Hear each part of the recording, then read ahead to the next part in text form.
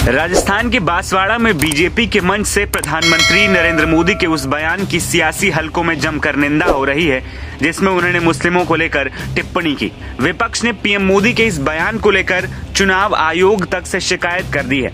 PM Modi के इस बयान पर अब समाजवादी पार्टी ने अपना नारा बदलने तक के संकेत दे दिए हैं। सपा मुखिया अखिलेश यादव ने सोमवार यानी 22 अप्रैल को सोशल मीडिया साइट एक्स पर एक लंबा चौड़ा बयान जारी किया। इस पोस्ट में एक और अखिलेश ने बीजेपी सरकार को जमकर सुनाया तो वहीं कांग्रेस का बचाव करते भी वो नजर आए। अखिलेश यादव ने एक्स पर लिखा, भाजपा के सर्वोच्च पदों पर बैठे लोग चुनावी रैली में अनर्गल बातें कहकर कांग्रेस के लिए जो झूठ फैला रहे हैं उससे भाजपा का अपना झूठ बाहर आ रहा है। एक तरफ वो दावा कर रहे हैं कि 400 सीट पाकर जीतने वाले हैं, दूसरी तरफ वो विपक्ष को जीतने पर क्या होगा कहकर जनता को डराकर चुनाव में कुछ वोट पाना चाहते हैं। सच तो ये है कि वो अपने मन की बात किसी और के ऊपर डालकर कह रहे हैं। जिन लोगों ने मेहनत से कमाए हुए गरीबों और महिलाओं के बचाए हुए 2 पैसे नोटबंदी से निकाल लिए, वो आज गहनों की बात कर रहे हैं। सच तो ये है कि जिनके पास 1-2 गहने भी हैं, वो मध्य वर्ग भी भाजपा के खिलाफ वोट डाल रहा है, क्योंकि बेरोजगारी और महंगाई से मध्यम और निम्न मध्यम वर्ग के लोग भी वैसे ही प्रभावित हैं, जैसे गरीब, किसान, मजदूर, युवा, पिछड़े, दलित, अल्पसंख्यक, महिलाओं की आधी आबादी, आदिवासी और दुखी पीड़ित अगड़े।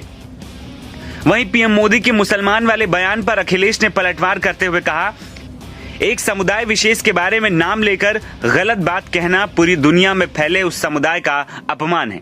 अंतर्राष्ट्रीय स्तर पर इससे देश की सेकुलर और लोकतांत्रिक पहचान को बहुत ठेस पहुंची है। ये एक बेहद आपत्तिजनक बयान है जिसकी कोई माफी तक नहीं हो सकती।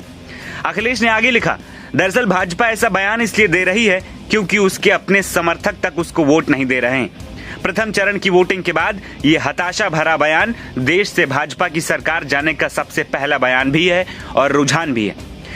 ये भाजपा की अपनी हार की स्वीकारोक्ति है। संविधान खत्म करने की मंशा रखने वाली ही ऐसी असंवैधानिक भाषा का प्रयोग कर सकते हैं। चुनाव आयोग ऐसे बयान के बाद क्या किसी को चुनाव लड़ने की अनुमति देगा? इतिहास इसे याद रखेगा और इसके लिए इतिहास भाजपा को कभी माफ नहीं करेगा।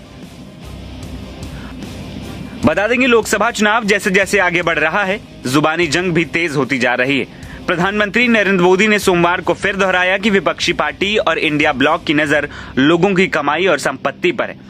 उन्होंने एक दिन पहले ही कहा था, कांग्रेस सरकार देश की संपत्ति को घुसपैठियों और अधिक बच्चे पैदा करने वालों में बांट देगी। उन्होंने ये भी कहा था कि कांग्रेस का आशय मुसलमानों से है।